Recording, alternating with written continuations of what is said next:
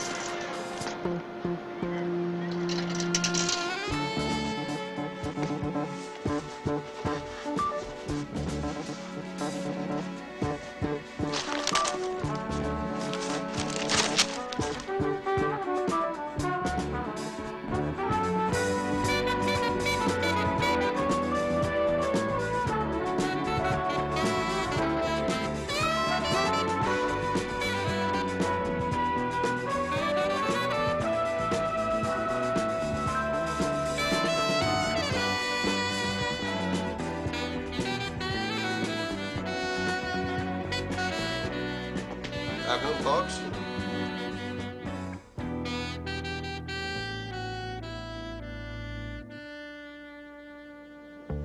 Hi. Hi. Afternoon, Mr. Harlow. How's it going, Tim? Fine. Excuse me. Just a minute. Mr. Duncan, hello. Tim, my name is Lou Grant. I have an appointment with Charlie Hume. No. No, you're not here. If you could call his office,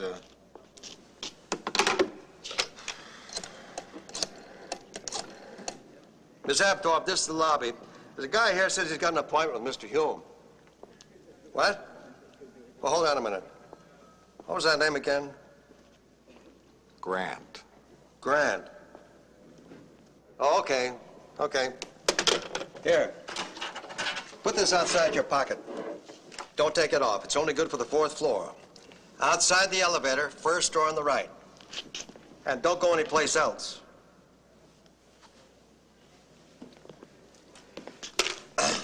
Excuse me. Can I have your name, please? Why? I'm not sure yet. Indulge me. What's your name? Tim Butterfield. What? Tim Butterfield. Thank you.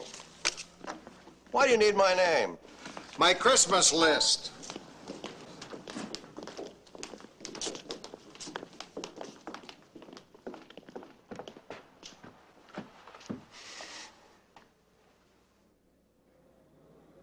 Next week, I hope to be a 5.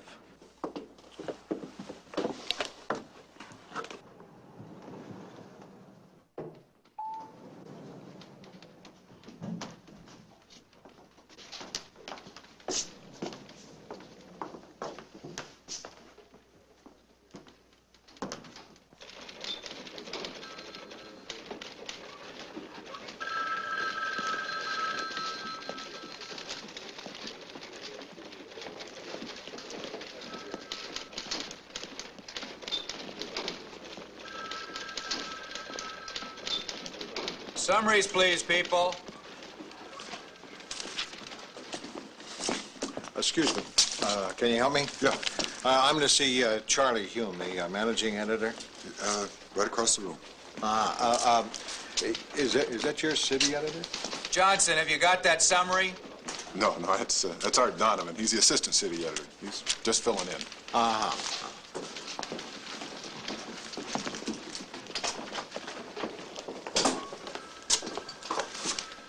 Hi. I'm Lou Grant. Oh, yes. Mr. Hume is tied up for a few minutes. He asked, could you please wait? Yeah, I can wait. Of course I can wait.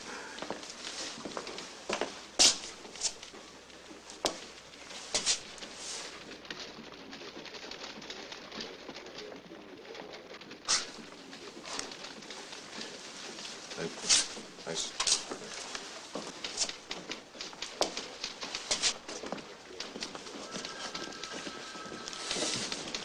Excuse me, that's my desk, okay? Yeah.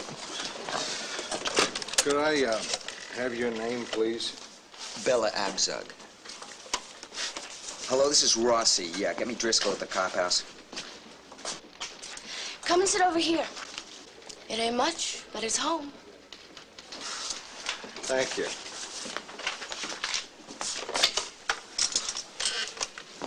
Hello, Driscoll. Joe Rossi. Hold it. I said some things before I didn't really mean. All right, I meant them. Look, you've been working that beat so long you think you're a cop, not a reporter. Hello? Driscoll? Jerk. Mike? Hi, it's Carla. Yeah, I missed you too. Listen, what are you doing tonight? Terrific. I'll pick you up at 9. Wear your jumpsuit.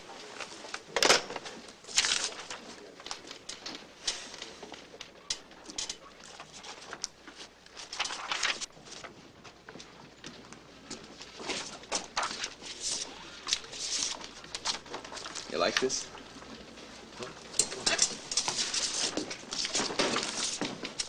It is not bad.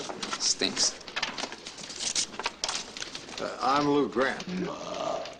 They call me the animal. I can't understand why. Yeah. Hey, gorgeous. You see my byline this morning? Hey, I'm talking to you. Oh, I'm sorry. When you said gorgeous, I thought you were talking to yourself. I gave them 10 books. They cut it to 4. They butchered the heart out of it. You're page 1, column 1. Yeah, that's right. Nice piece of writing. Should have read it when I handed it in. Well, I don't think they butchered it. In fact, I would have junked the whole 3rd paragraph. Listen, I'd love to talk to you about it, but don't you want to catch up with the rest of the tour? You're missing the fun part where they give you a free newspaper. Mr. Grant? Thank you. Lou, it's incredible. How can a guy look the same as he did 20 years ago? I don't. You sure don't. What happened? You lost weight, didn't you? About 40 pounds. I worked at it, now it's all off. I liked you better fat. Everybody says that. Well, it's been too darn long. Yeah, sure. I mean, the old call bulletin we work for doesn't even exist anymore. That kind of makes you feel a little strayed, doesn't it? And Hanos is gone. Did you know that up in San Francisco? I read that. That was a hell of a bar. Yeah. Really one hell of a bar. Really was. Lou, Yeah? this is very uncomfortable interviewing an old friend for a job, Lou. I have to do this as if we were strangers. Strangers, Charlie? What makes you think you should have the job? That's easy. I'm 50 years old and I have $280 in the bank. No, I didn't mean why you want the job. I mean, why should we hire you? What do you want me to do? Take a typing test? I mean, you know what I can do. Are you going to tell me that you have any doubts at all that somebody with my experience can't hold down a job in your city room? Lou, the job is city editor.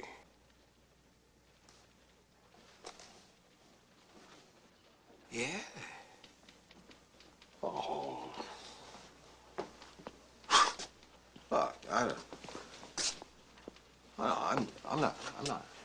sure I can handle that. I've been out in the newspaper business for 10 years. Charlie, I don't know half the machines you got out there. I think you can do it. Really? Sure. What the job takes more than anything else is leadership. And I have that, huh? You're one of the best natural leaders I ever met in my life. Yeah. Well, maybe I could do it. Sure you could. The only trouble is I don't make the final decision. You don't pick your own city editor? Well, I could if I wanted to. It's just that it's a little smarter to let Mrs. Pinchon, that it's Margaret Pinchon, the publisher, and let her kind of think it was her idea. Well, she's a funny sort of a woman, and if I pushed for someone and he didn't work out, like the last 3 city editors, she'd tend to blame me. Oh, she would. Charlie, when did you lose your nerve? You were never like this. We're not all of us blessed with your rugged independence, Lou. I've got a monster home with taxes that make the mortgage payments look like tips in a diner. My daughter is at Stanford and very hung up on Italian shoes. My son may get through high school if his 750cc bike doesn't kill him first. I'm walking a tightrope, Lou. How'd you get there? How does anyone get there? I fell in love. Lou, if I have to, I'll put my neck on the line to get you this job. Let's go to the tower. I feel like Anne Boleyn.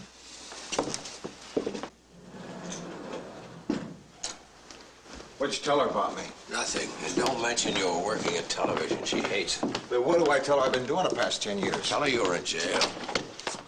You can go right in, Mr. Hume. Thanks. Sure. Is that her?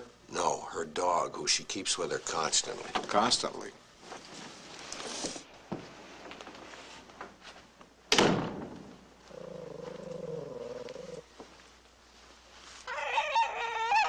Barney, quiet. Now, a 10-letter word meaning high ground. Why don't you get a dictionary? Are you trying to impress me with rudeness? May I present Lou Grant? This is Mrs. Pinchon. I think he may just possibly be the man for the city desk. Are you recommending him, Mr. Hume? Naturally, your instincts in these matters are infallible. Nonsense. Only my husband was infallible. He was wrong 60% of the time. You look like you're about to throw a punch. It's a suit. Oh, we've had 3 men at the city desk in the last 8 months. I told him. One of them died in the men's room. One quit, and I fired the 3rd. Why'd you fire him? I didn't like him. I didn't like the one who died in the men's room either. Oh, Barney. Hush, baby. No. No, calm now. Yes, you little dog. You like dogs? Yeah, I like dogs. Big dogs. Thank you for coming, Mr. Grant. Mrs. Pinchon, I've spent several weeks reviewing candidates for this job, and I'm inclined... It seems to me, I feel very strongly that Lou would be the best possible man for the job, and I'd like to go with him. I think. Then hire him. Okay? Thanks. Congratulations. Promontory. I beg your pardon. 10-letter word meaning high ground. The word is escarpment. That doesn't strictly mean high ground. Perhaps not, Mr. Grant, but I happen to like it. Won't fit the other words. You don't know me very well. I'll make it fit.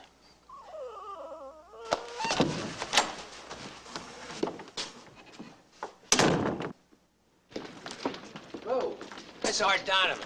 Art Lou Grant. Hi. How do you do? Charlie, You're gonna get me out of this chair. This job is screwing up my social life. Then you'll be happy to meet the new city editor. It's all yours. Thank you. Have fun.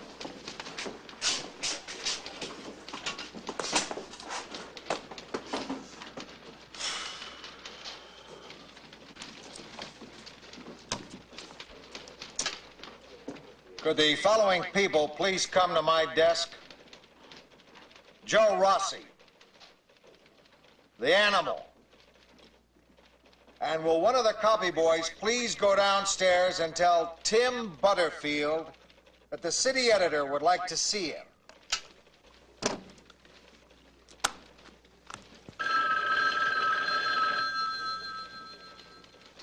They're for you.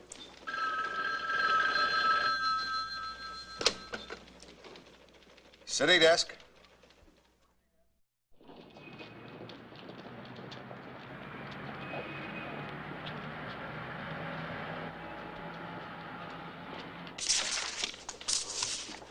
Here's that police awards banquet tonight. I thought I'd let Carla cover it. It's not a big story. Send a new kid, the intern.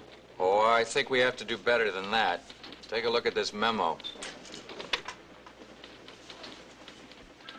What's this? It's a note from Mrs. Pinchon. She writes her memos on napkins? It's her newspaper. Charlie, I just got this napkin that says that we have to send a top reporter to cover a simple award ceremony. Oh, yeah. She wants you to send Carla. Are you kidding?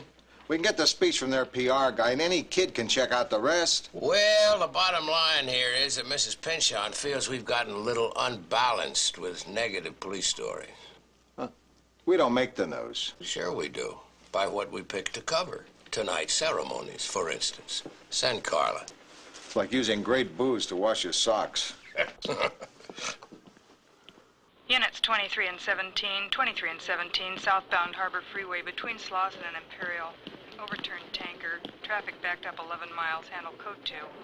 14 Charlie 3, standby. 14L17, okay, sir. Rossi! Yeah. CHP just reported overturned tanker on the Harbor Freeway. Hey, listen, I'm working on something. I'm not ducking an assignment. This is special. Send Chambers. Chambers? Animal! Overturned tanker on the Harbor Freeway, Imperial and Slauson. Get over there. Sounds messy. Maybe I better change. Don't want to ruin my good clothes. What is it? Let's go private. Finish up for me. Hi, what is it? I got a tip that something's cooking at the Cophouse. To quote my source, a scandal of immensity involving a bunch of cops from one of the divisions. What kind of a scandal? I don't know. Neither did he. What about our Cophouse guy? What does he say? Driscoll? You want my gut feeling? I'm afraid so. I think he's sitting on it. What are you talking about? A man's been covering a police beat for 30 years sitting on a story. He doesn't know whose side to pick. I've seen it. He doesn't know if he's a cop or a reporter.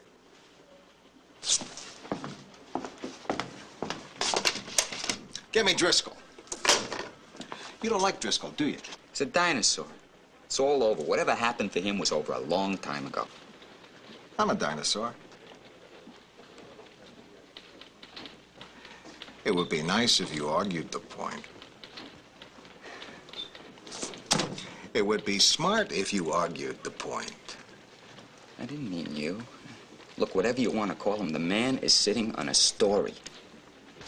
Thanks. Yeah. Driscoll, Lou Grant, how's it going? Oh, well, up and down, over and under, in and out, you can't complain. Yeah, listen, there's a rumor floating around and something's cooking over there. You hear anything? Oh, something's always cooking. What'd you have in mind? Something dirty over one of the divisions. No, I haven't heard anything like that. I'll poke around. He's lying. Hang on. Get off. He's lying. Yeah. Listen, what are you doing for lunch? I thought we should get to know each other. You buying? Sure. Where's a good place? McKenna's. That's 5th near Figueroa. 1 o'clock? Gotcha.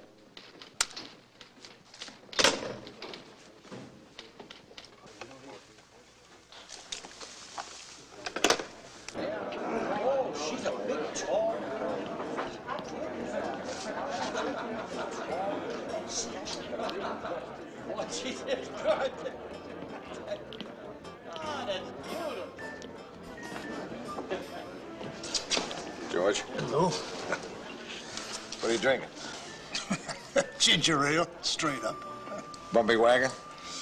Not so bad. It's been 3 weeks now. Hey, for an old jug man, I'd say it's pretty good. This could be the old days almost. Almost. It's good to be part of it again. I feel like I'm in touch with things. Getting back on a newspaper is like, well, it's like being with a woman who doesn't shave her legs. That's beautiful. Yeah. Reality. Maybe you don't like it, but it's real. You and I speak the same language. I've been meaning to get together with you. Hash it all over, huh? Yeah, it's like we went to the same school, probably know the same people. Did you work in Denver? No. Detroit? No. Seattle? No. Maybe we don't know the same people. What'll it be, sir?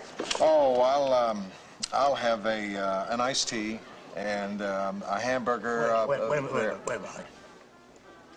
You don't have to do that for me. Okay. Forget the iced tea. Make it a scotch on the rocks. Scotch rocks. What's on your mind, Lou? You didn't come over here to talk about old times that we never had together. Okay, you got me. I should know better than to try to con an old pro like you. What's the matter? I don't like that kid.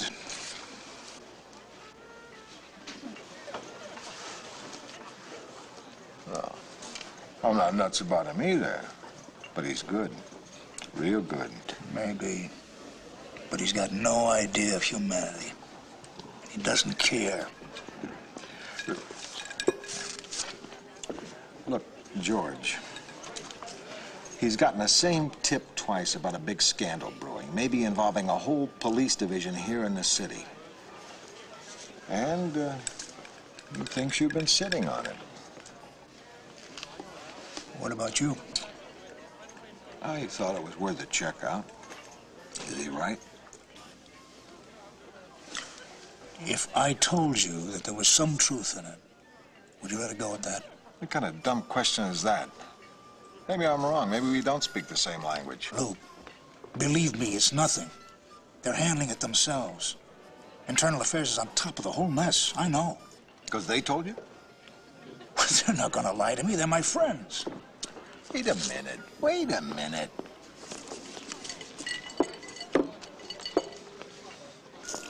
You're a reporter. You were hired as a reporter, and that's the way I carry you in the city room. Reporter and writer, so report. Come on, Lou. My only worth to the paper is my contacts. You take them away from me, and I am finished. I'm washed out to sea. Just check me. Is this an old-fashioned notion of mine that when we find out things, we put them in our newspaper? Because if we find out things and just keep them to ourselves, we'd have all this empty white space in the morning. 16 officers are being investigated. For what? Which division? That's all you get. That's all I get. Well, if it isn't Officer Driscoll, they give you a badge yet? Rossi, your timing stinks. Look, if you won't report the story, at least give me an interview, officer. Get away from me. Hey, guys. No, really, I won't quote you. I'll just say an official police department story. George, take it. Rossi, Joe, stop it, damn it. Stop it. Come on. You're making a scene. I've got ginger ale inside my shoes. Look, I'm sorry. I already said I was sorry. But I knew I was right about him. I was, wasn't I? Okay, maybe you are right. Maybe he is protecting his friends. But you don't even know the story, and you're ready to crucify the cops. Now lay off, or I'll drop you in those tulips.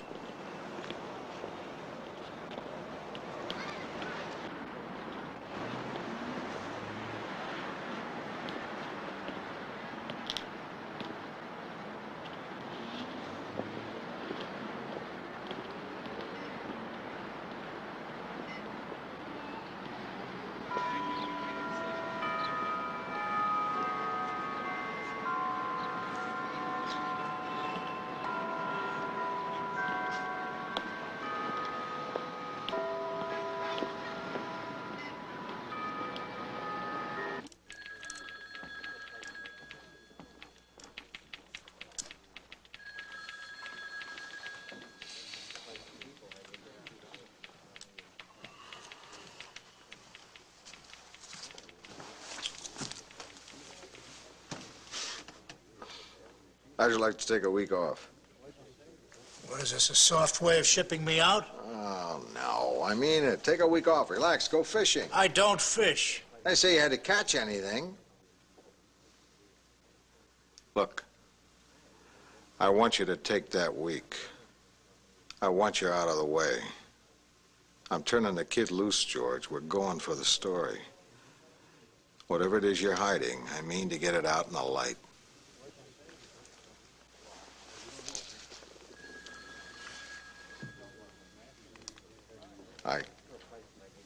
I have to do it. There's no other way.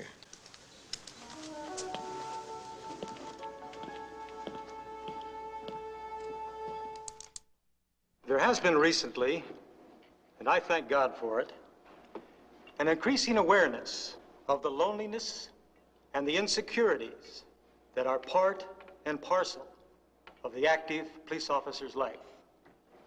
The average patrolman facing the enemy in night alleys and deserted streets of this city is no stranger to fear or to any emotion that you yourself might have in the same situation. That he conquers these fears. I don't know how late I'll be, dear. He wrote this one all by himself. Bye. Evening, Commander. Joe Rossi, Tribune. Oh, where's my buddy Driscoll? Vacation. We're filling in for him. Oh, good man. He deserves a rest. Boy, am I glad I ran into you. I need some confirmation.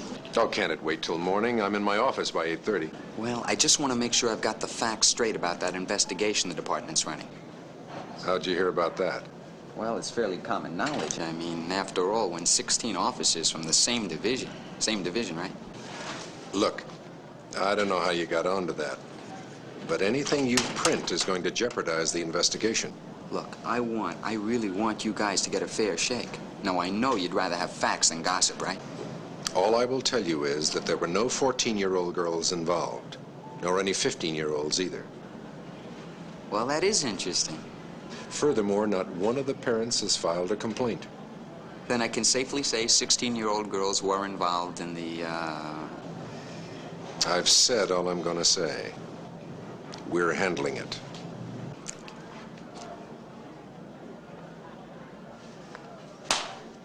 Well, if it weren't sex, they wouldn't be so jumpy about it getting out. I hate this kind of story. Ugh. Well, there's something here whether any of us likes it or not. Well, what do we do? We go ahead with it. We find out what division's involved. I know the PM Watch Commander at a Valley Precinct. Okay, that's our first step. How did Driscoll take it? Take what? Well, by rights, this should be his story. He'll be okay. He's a pro.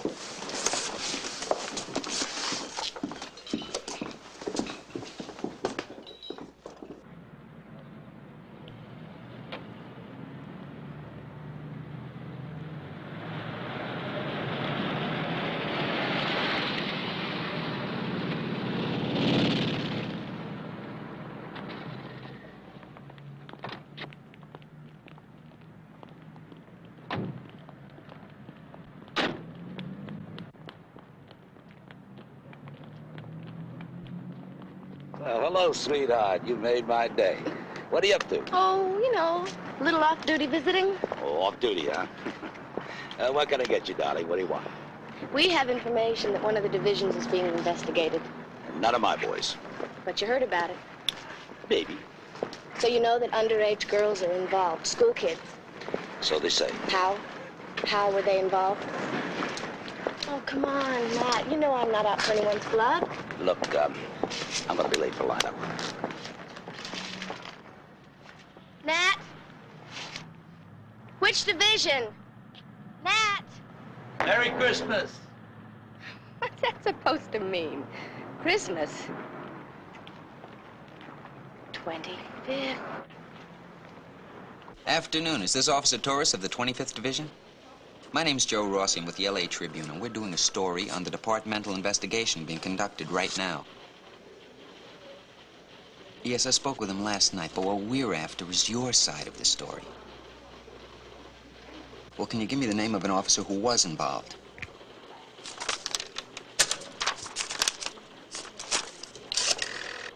Well, the gas explosion in Westwood turned out to be minor. It's getting on. Did Chambers check in on that demonstration? Oh, yeah. He went alone. He outnumbered the demonstrators. Oh, terrific. Let's get at least one local story on the front page, huh?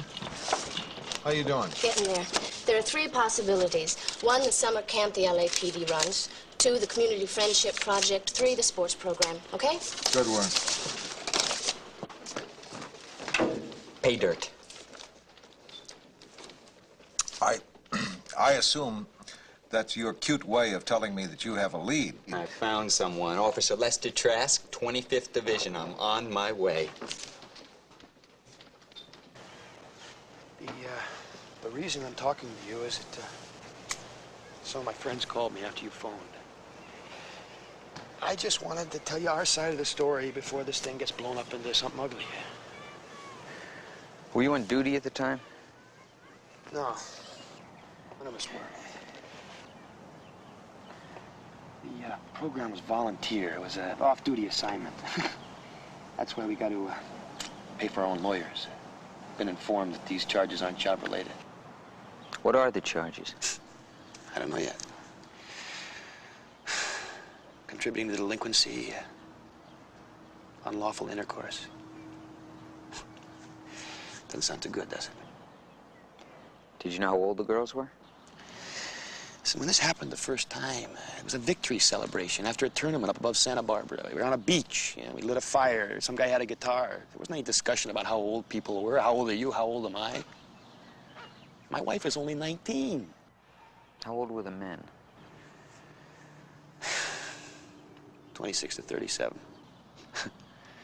Geez, I guess this sounds seamy as hell, but it was really kind of innocent. I mean, those girls, they weren't girls. They were women.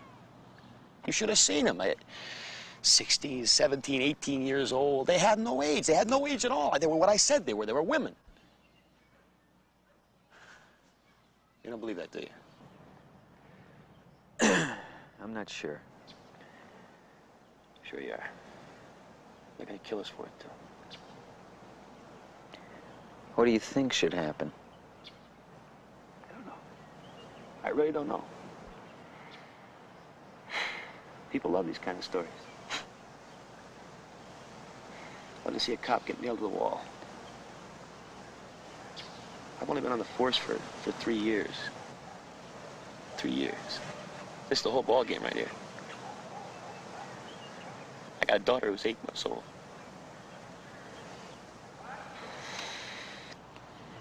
See how you feel when she's 16. A scandal of major proportions erupted today with the revelation of a sex club involving 9 police officers of the Hillside Division of the LAPD and young girls entrusted to their care. Some of the officers were middle-aged. You're really mad at these guys, aren't you? Yeah. Yeah, I can tell. I shouldn't be able to tell. Well, it's true. It's true? Sex club? Huh? I take it you saw their membership cards. Tell me about the team jackets. What sort of emblems did they use for this?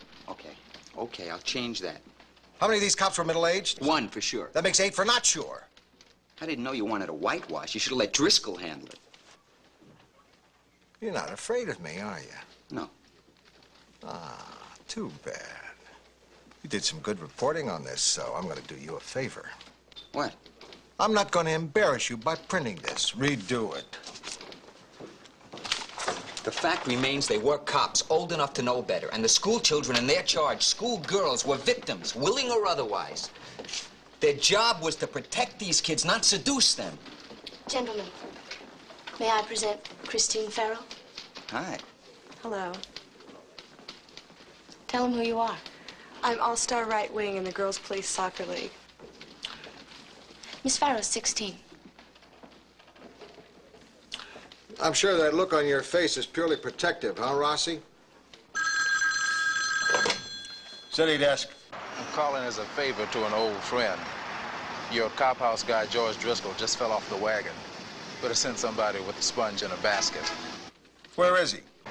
B. Joe's on Alvarado. Okay, thank you. I'll come get him. What is it? A guy I know fell down. I think I gave him the push. Find an empty office and get her story. I'll be back in an hour.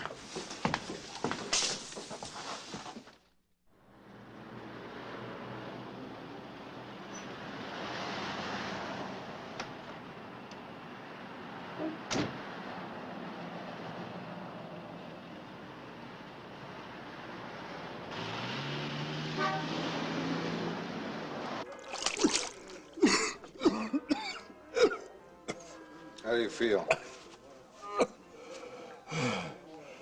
Like I've been kissing a camel? You sober? No. Good. Then it won't hurt as much when I tell you. I know, I'm canned. You wish. What time is it? 5:30. Hey, you left the desk? Yeah.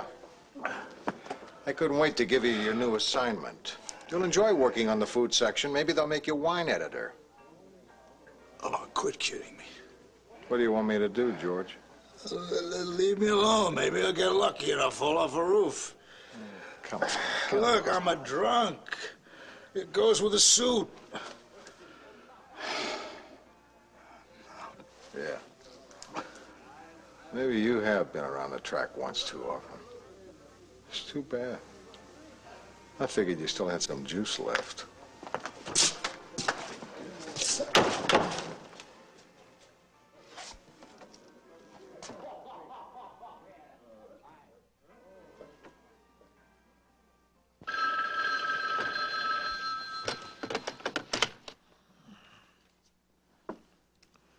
Yeah. Look, I didn't know whether to call you or not. Weren't you looking for Driscoll this afternoon? I found him. Why? Well, he came in a little while ago. He's sitting at a desk. What's he doing? Nothing. He's just sitting. Thanks, Sam. Good night.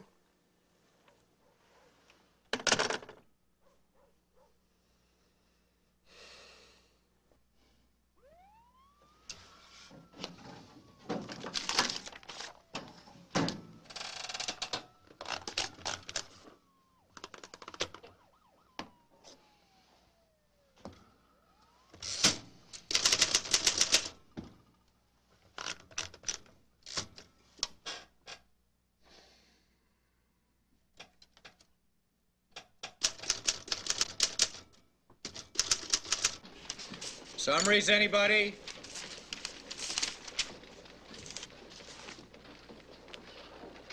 Hey, Lou, look at this. What is it?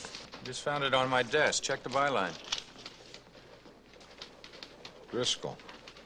Any more summaries? Let's go.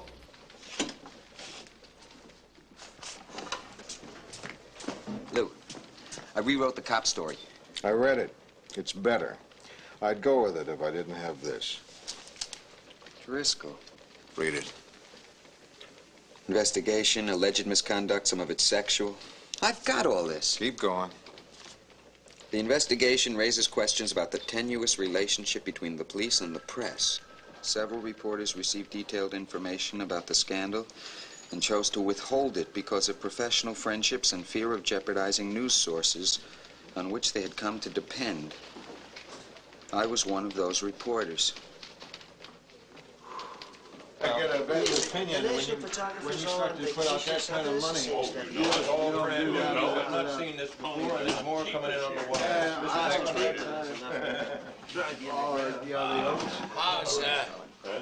How's space, Ben? Tight, 7 columns below minimum. What have you got, Al? The president signed the farm bill. I see. Yeah, we ran that piece on the migrant workers the other day. I thought this would tie the whole thing together nicely.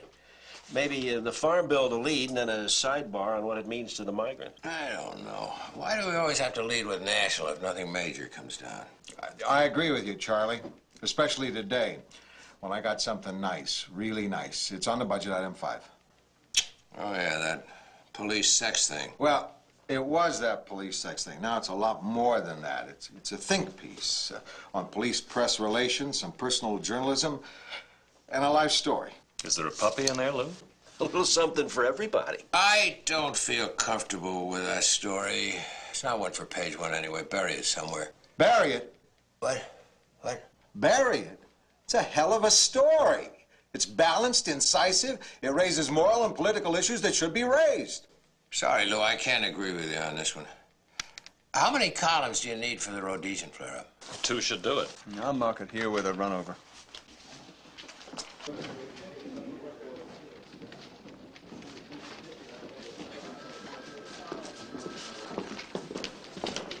Charlie, can we talk about this? Lou, it's not our kind of story, not the kind we want to play up. You promised me a free hand. You gotta understand the special situation. Wait a minute, I never promised you a free hand. Well, it almost worked. Lou, trust me, I know Mrs. Pynchon's feelings about this kind of story at this particular time. Well, can I go to her? Go to her? Of course you can go to her. You mean go to her? Mr. Grant, I have enough pressures from politicians and labor unions and churches and schools and Italian Americans and Polish Americans and Mexican Americans, all incensed at one time or another because of something we printed or didn't print.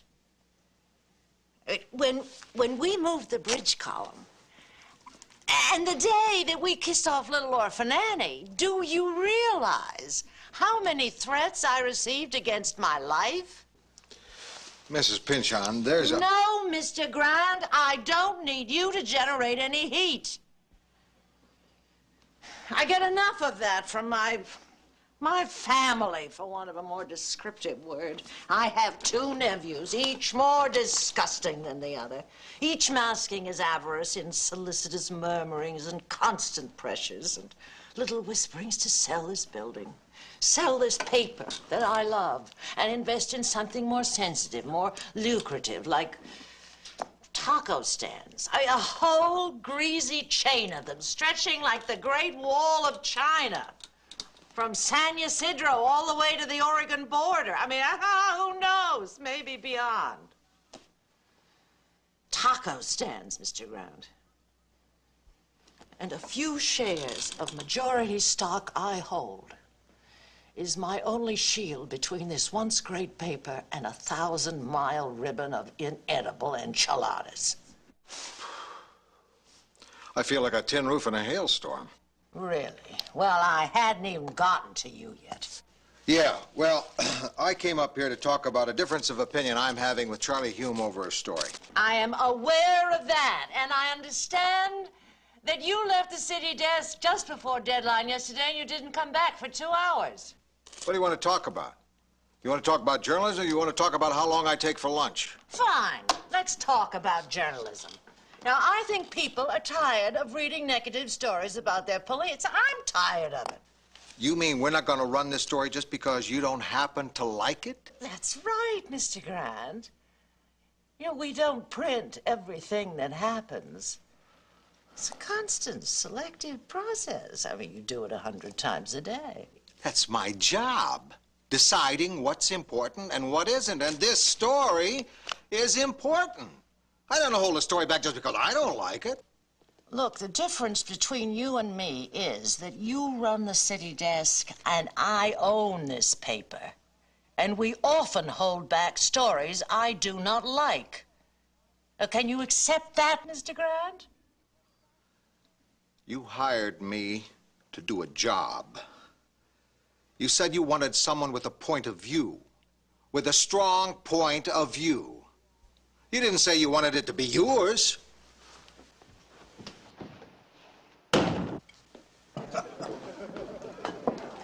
You know something? You're a bad influence. There's never been this many people in the bar after work. I'm gonna miss you. You didn't quit? I think she's gonna fire me. She's probably up there right now dictating my obit. I never said you wouldn't make a fine delivery boy. Look at the front page. Oh, my God. She ran my story.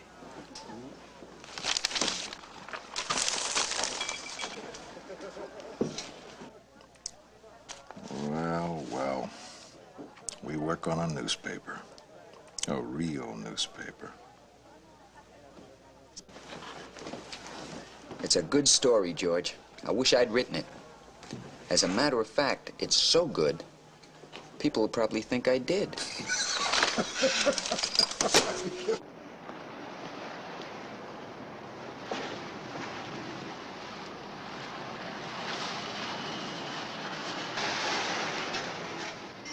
You need a lift? Oh. That's very nice of you. But I have to look at a house I may rent. The lady said it's very cute and it's very Spanish. It's in some place called Silver Lake. Oh, well, get in. I'll drive you. Well, it's in Silver Lake. Are you sure it isn't out of your way? Oh, as a matter of fact, it is. I'll see you tomorrow.